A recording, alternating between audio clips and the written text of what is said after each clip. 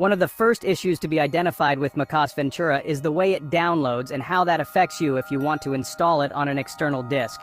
Previously, when you upgraded to a full version, it put the installer in your Applications folder, and you could use that to make an external boot disk. However, in some instances, Ventura seems only to download the additional files it needs to update your Mac rather than the full installer, so you can't make an external boot disk.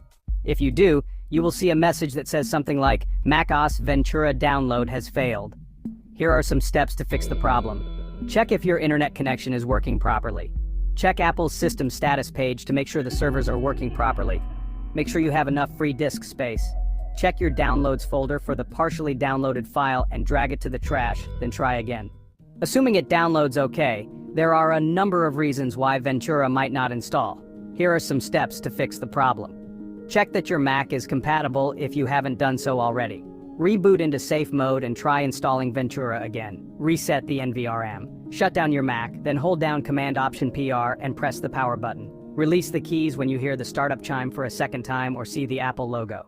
MacOS Ventura downloads and installs but fails during setup. If Ventura installs but gets stuck during the setup process, hold down the power button to force your Mac to shut down. Then press it again to start your Mac. It should now boot normally and allow you to set up MacOS Ventura. MacOS Ventura won't boot.